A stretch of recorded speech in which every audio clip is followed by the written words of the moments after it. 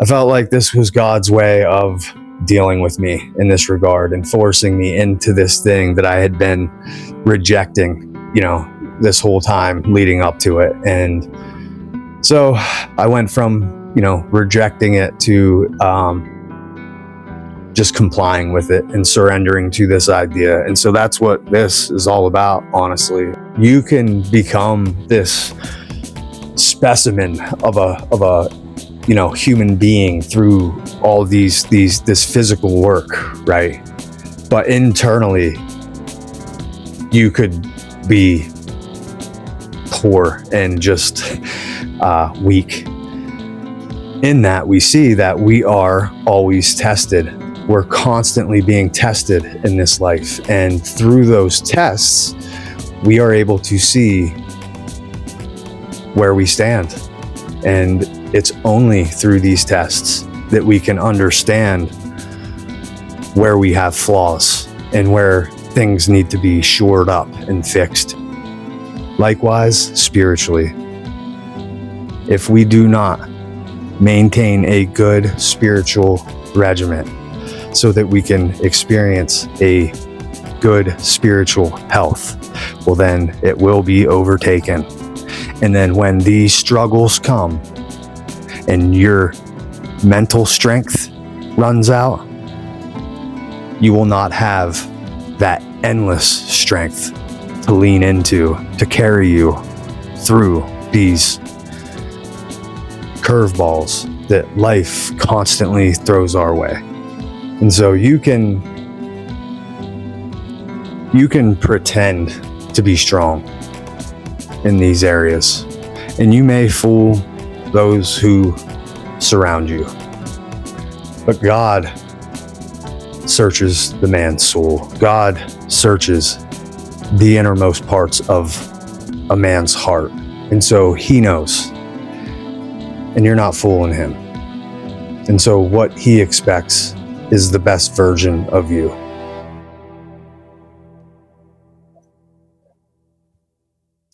Good morning, and welcome back to Proving Proverbs. I am Brad Casper, and this is where we read the text, absorb the knowledge, display the wisdom, and reap the blessings, because that's what we're promised by the Most High, that if we follow these instructions and we, keep these precepts, that we will ultimately be blessed. And I'm not too sure about you, but I am all about those blessings. And so that's what Proving Proverbs is all about. It's about putting that concept to the test. And so this week we are diving back in chapter 24, and this chapter, like chapter 23 and part of chapter 2, is part of the writings of the sages, or the sayings of the sages, or the chapters of the sages. Back in about the halfway point of chapter 22, it transitioned from the writings of Solomon to these writings of the sages. And last week we got into a little bit of the history around that and who these writings are attributed to, which is a guy by the name of Amenemophis out of ancient Egypt in the time of like 1300 BC. And so there's a lot of thought that these writings in this area of Proverbs are attributed to his text, and there's a lot of controversy around that, and we're not going to get into that here. But regardless, no matter who put these words to paper, they are absolutely profound words of wisdom, and we can pull a lot of insights from them. And so chapter 24 is the conclusion to these writings. And last week, the word of the week was discipline. And that word very much transitions and follows us into this week's word of focus, which is inner strength. And the reason I chose that word is because after reading this chapter, that is what kept coming to mind, inner strength. And I actually have a personal story that I'd like to share in regards to this inner strength, because I think it can shed some light on possibly what this looks like in actual life experiences. And so if you are somebody who's familiar with my channel and may have, seen other videos where I was discussing this, I apologize for the redundancy, but I haven't discussed it here on Proving Proverbs, and I feel like there's something valuable in it, and I think that it's a good example of this inner strength, and I think that there's some things that we can pull from that experience, and so I wanted to share it here. And now it's going to be a little difficult because it's a very, long story, but to try and make that story short, about 4.5 years ago now, I lost my mother to a massive heart attack at the young age of 60, and it was completely unexpected, just completely out of nowhere, and it was absolutely devastating, to say the least. And it just wrecked me and my entire family, and it was very difficult. And 3 days following her passing, I received a phone call informing me that my aunt had now also passed away.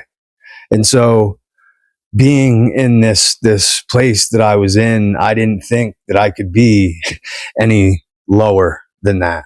But upon receiving this news, I took another blow that knocked me even further down the pit. And then, as if that wasn't enough for anyone to endure, within another 4 months of that, I was informed by another phone call that my uncle had now passed. And so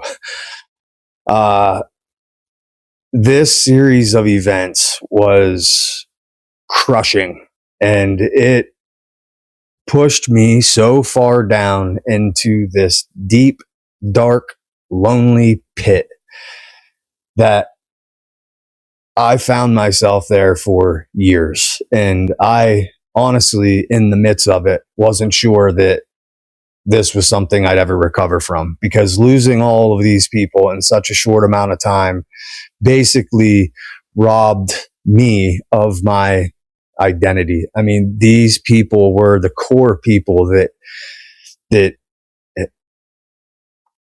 made up who I was from my childhood into the individual that I was as an adult. And to lose them all in such a short period of time,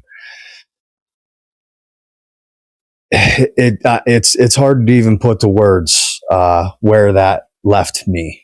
But it was in a very low place, and this had went on for years. And I realized that if I didn't make a change in my life, that there was a very good chance that I would be next, because it was obvious to me that my family's genetics are not the greatest, and it would appear that we're all dying young. And where I was at that time, if I didn't make some drastic changes to the things that I was doing and the way that I was living, that there was a very good chance that that same fate wasn't very far off for me as well. And still having, children and a wife and siblings and just other people around me that I still loved and cherished, I just could not bear the thought of laying another loss at their feet when I know that everybody is still very vulnerable from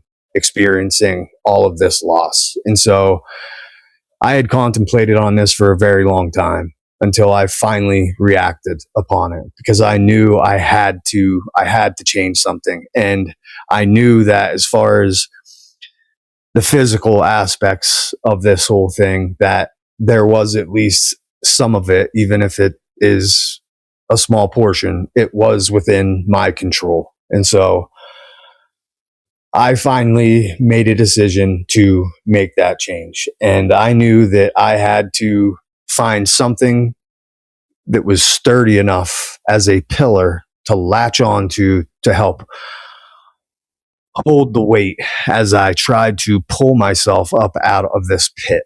And that thing that I decided to grab a hold of was my physical my physical health and well-being. And so I began to implement a exercise routine and, proper eating into my daily routine. And it started out very slow and something that I dreaded throughout the day, to something that I eventually began to very much look forward to. And it ultimately became something that I was obsessed with. I was absolutely obsessed with this new thing. And I figured out that I was able to take all this negative energy and I was able to turn that into this fuel that would fuel my workouts and this whole desire towards,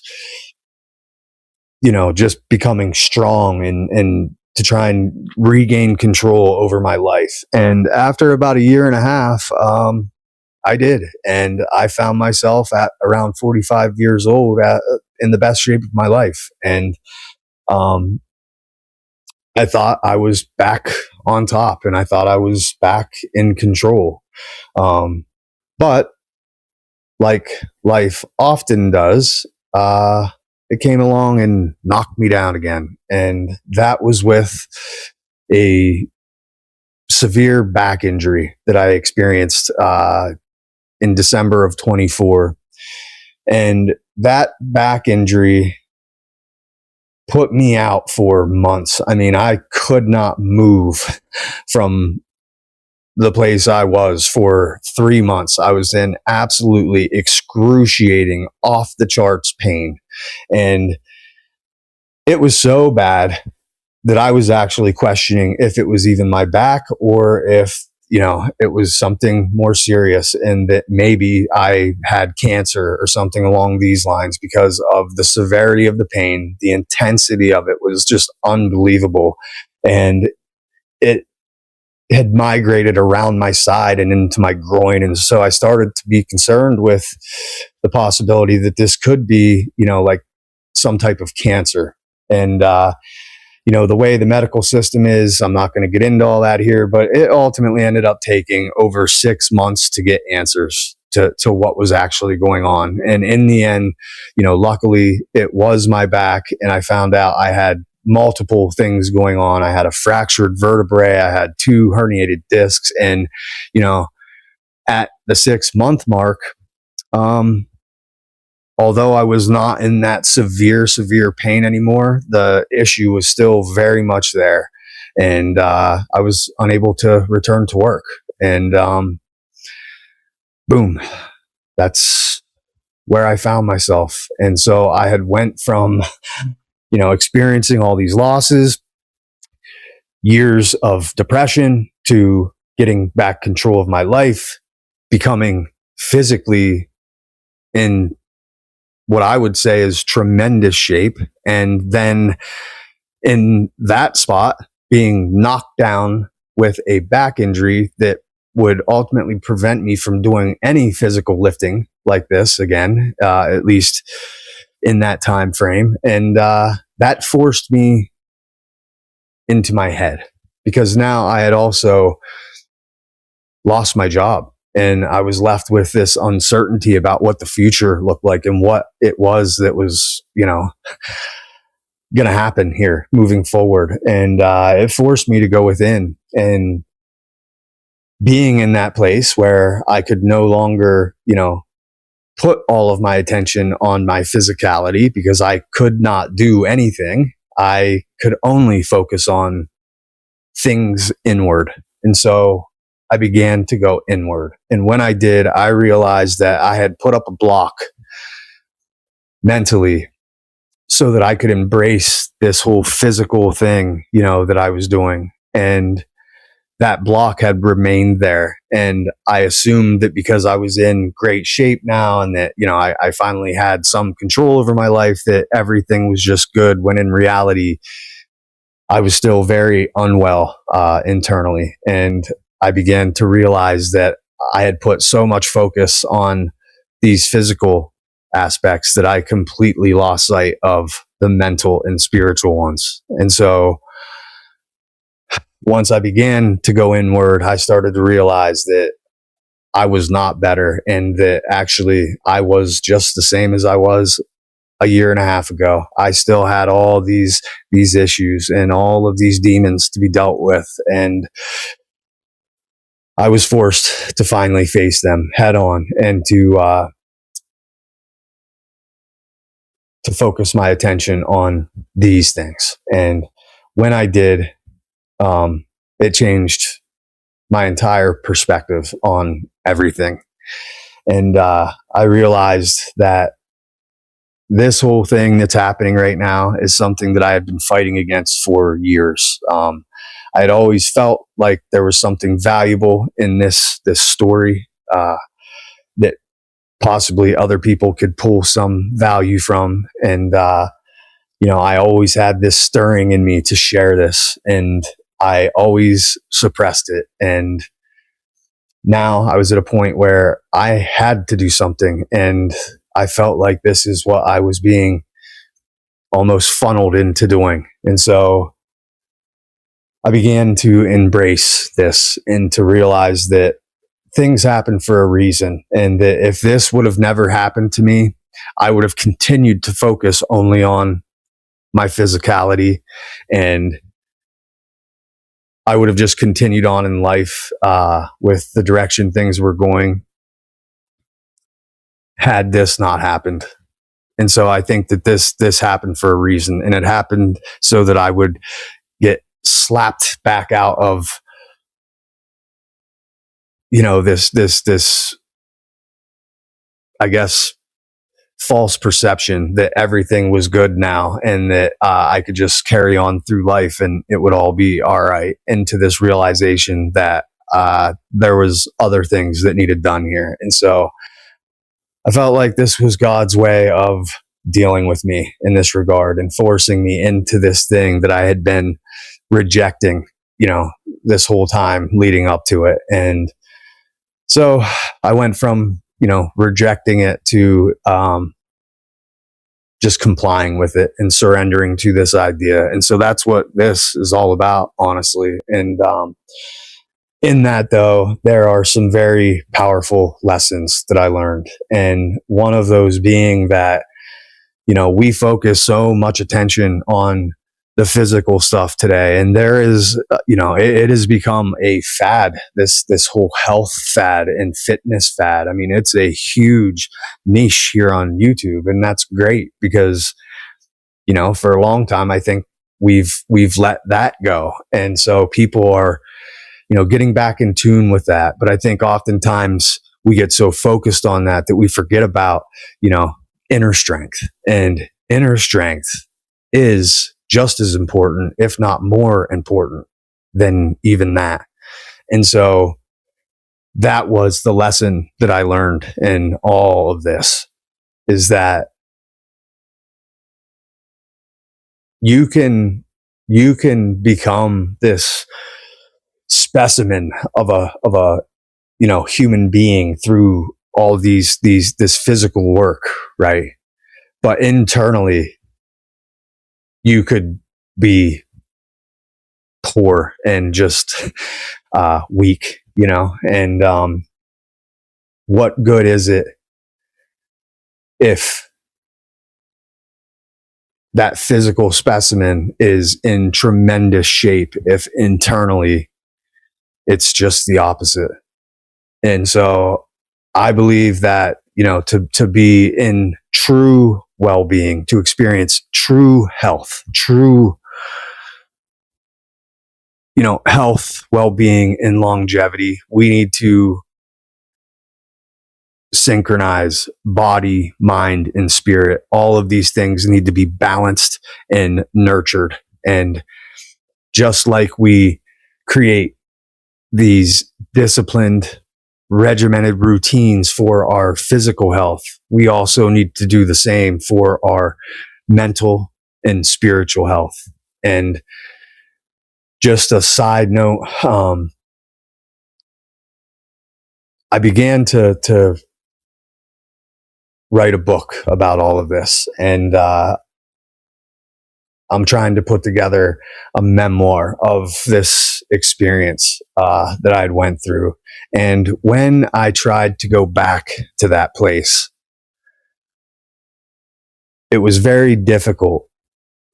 But what I realized is there were a lot of things that I needed to still work through.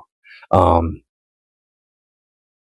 so it turned out to be a good exercise to go back and live through those moments again, because then it forced me at this time when I'm more capable to try and work through those things and to deal with those things. And it's interesting because another thing that I noticed that happened when I tried to go back and recall all these details surrounding these events, that they seemed to be blurry, and I couldn't remember the actual details of a lot of what happened, especially with my uncle. It was almost like with my uncle, everything was foggy and very hard to recollect the details of what happened. And then when I went back to my aunt, it was the same way, but not as much. And then with my mother, it was like clear. And I think that this is a testament to what happens here. And I think it's absolutely remarkable, because I do believe that this is in God's design. I think he designed the mind this way so that we can withstand this type of trauma when we are faced with it in this life. And so I believe what happened in those moments was a fragmentation, to where your mind actually fractures into, it separates so that the consciousness can reside in the other side, so that it's not taking on all of the weight of that trauma. And so you go through this, your mind goes through this process of fragmentation to try and survive these events. And then in my experience with each one of these things, I believe that I was just further fractured into multiple pieces. And that's why by the time it got to my uncle, there was so much fog and cloudiness surrounding the details of the event that I had a very difficult time even remembering it. And I think that that's because of what had happened in my mind at that time. And that's your mind. It's your mind's ability to do this so that you can cognitively survive this trauma. And there's, a lot of great research surrounding this whole thing. For a lot of people who've experienced tremendous amounts of trauma, this detachment happens and their mind fragments and they detach from their self into these other egos that are created, during these events. And so through this, that's where there are these multiple personality disorders, because these people who've experienced significant amounts of trauma, their mind fractured and fragmented so that they could withstand that. And in these other areas of the mind, they ended up creating these alter egos, and they're able to go there to survive these very traumatic events. And now for me, that's not exactly, what I experienced, but I do think that the fragmentation is what happened. And that's why, I was ultimately able to recover from all of this, because I think that if my mind, the core part of my mind, was to take each one of those blows and to absorb the heaviness and the weight of that trauma, I'm not sure that you can recover from it, because I know where I was at. And, I can see where people never come back from that. And I think that this is a testament to God's design. And, you'll often hear this scripture, people will quote this verse that God will never give you more than you can handle. And I do believe that to be true. And I think that this is what that looks like, because he built it right in. I have this natural view of God, that everything's just built into his design, these things. And so I do believe that's true. And that's what this looks like in action.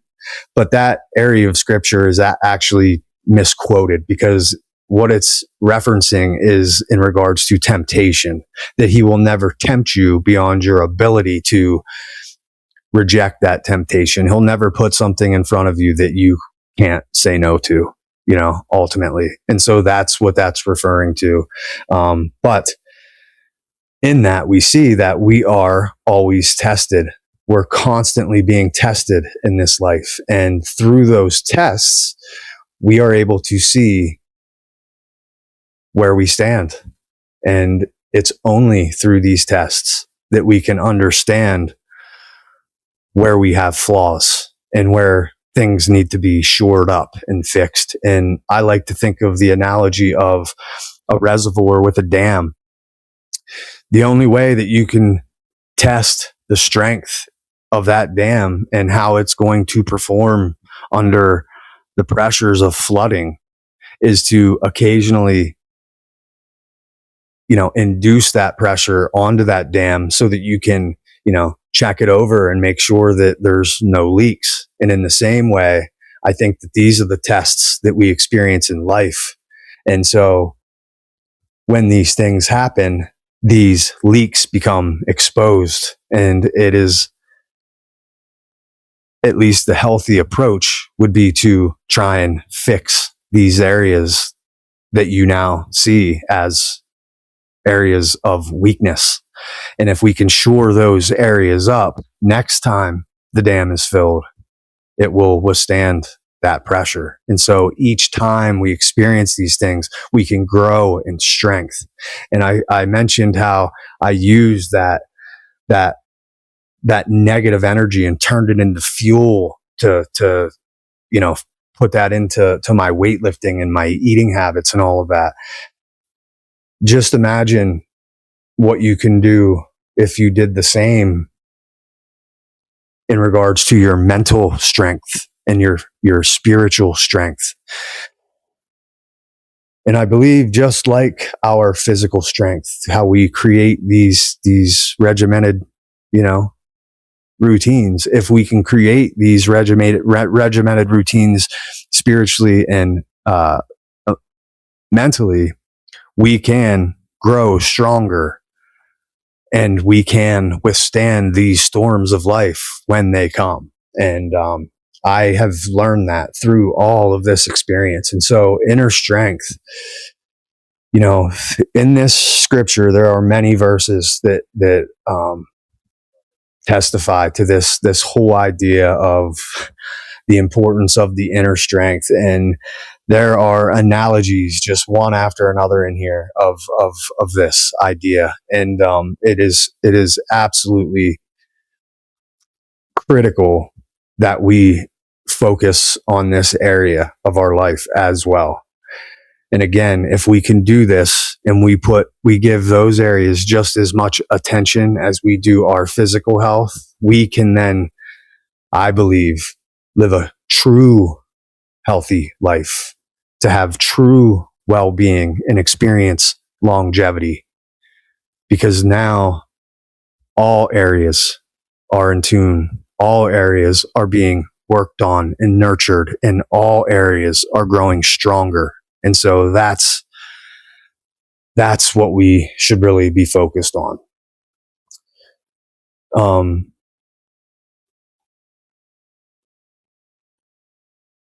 What I'd like to do here is to go ahead and read through chapter 24. And then at the end, I just want to take a few of these sayings here and look at them physically, mentally, and spiritually, and see that they apply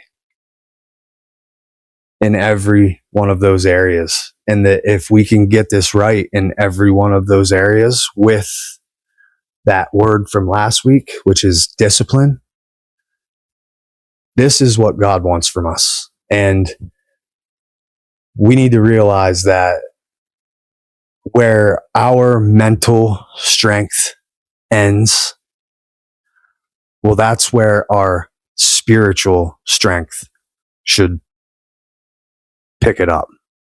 And that is where we then rely on God's strength. And that strength is endless.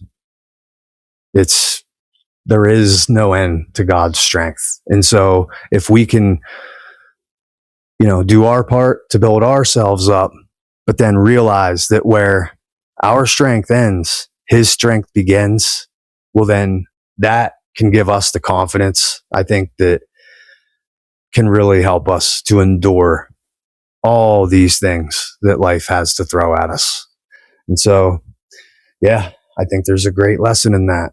Right. So chapter 24 starts out, do not be envious of a wicked man or wish for their company, for their hearts are scheming violence, their lips talking of mischief.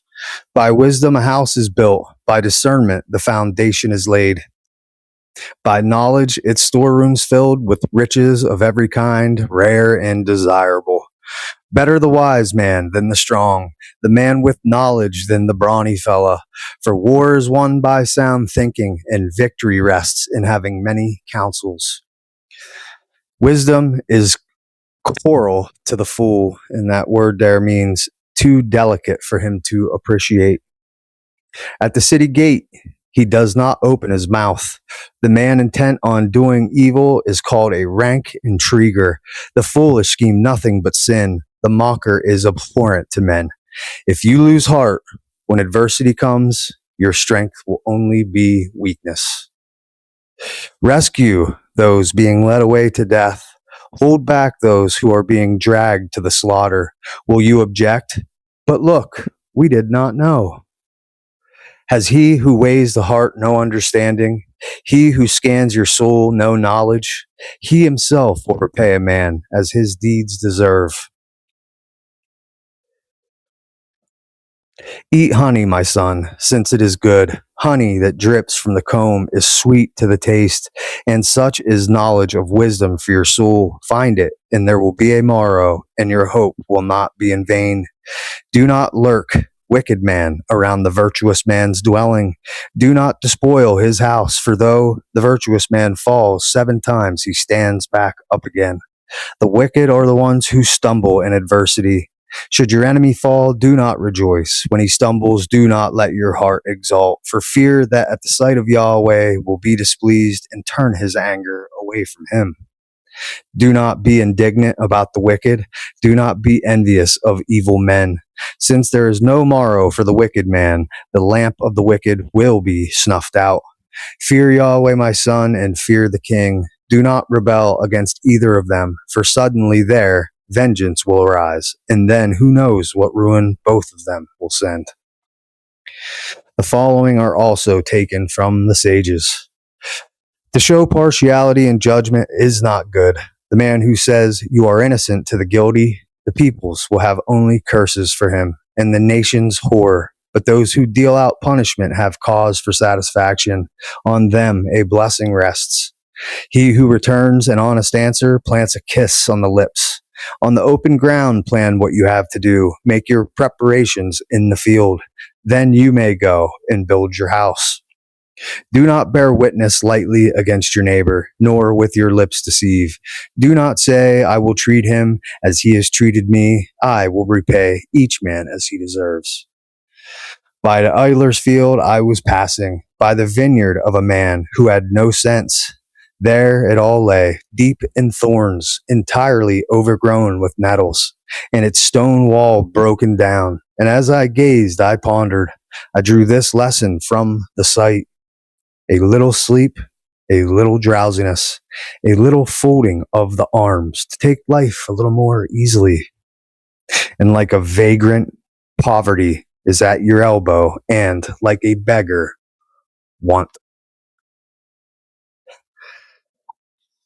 And so, quite the mouthful there. And I just want to kind of focus on a few of these because, I mean, we could be here for a long time talking about this because there is so much in these writings. But as I go over these, keep in mind this idea of body, mind, and soul, the focus that we should have on each of these things. By wisdom, a house is built. By discernment, the foundation is laid. By knowledge, its storerooms filled with riches of every kind, rare and desirable. Now, that applies to building a physical house. That applies to building our house, our life. And so, in regards to the physicality of life, these things, this is how we sturdy up our physical health in the same way with these same things. And when we look at our mental health, it's the same way. This translates over to the mental health. And this is how we strengthen the house that is our mental health. And in the same way, this is how we strengthen our house that is our spiritual health. And then this verse right here is the one that really hit me hard, and I think is what brought up this inner strength for me. If you lose heart when adversity comes, your strength will only be weaknesses. And now I looked at many different translations in regard to this verse, and the majority of them consistently say that if you faint in the time of trouble, then you are weak. Essentially, that's what the majority of them say in regards to this verse. But when I see this and I see it in this translation, if you lose heart when adversity comes, your strength will only be weakness. What I see here, that heart that it's talking about, that's in reference to your will. It's literally the driving force that is inside each one of us that continues to propel us forward in this life, that gives us our ambitions and our motivation and our drive. If we lose that will, like dominoes, everything will just begin to fall. We must maintain that will. And when we have a strong will in that area, I believe we can withstand anything that life has to throw at us. And that's where that inner strength is so important, because, I mean, what it represents is mental toughness and grit and fortitude, resilience, and just this overall resolve. And then, it's those attributes that translate to this other verse here,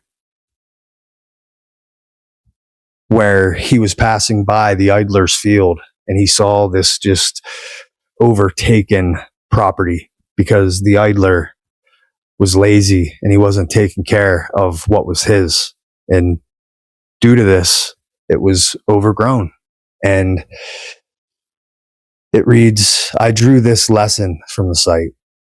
A little sleep, a little drowsiness, a little folding of the arms to take life more easily. And like a vagrant, poverty is at your elbow, and like a beggar, want. And again, this translates into life, reality, the physical reality here, but it also translates physically to our physical life. If you think about it, if you are not taking care of your physical health, in the same way, it becomes overtaken by weeds and thorns. You will experience sickness. You will experience poor health. And this is what happens if we don't tend to our physical health. And in that same way, the mental health. If we are not focused and continually working on our mental health, in the same way, it will be overtaken by thorns and thistles, which would be like anxiety and depression. And so it involves consistent, constant work to maintain that beautiful, healthy field.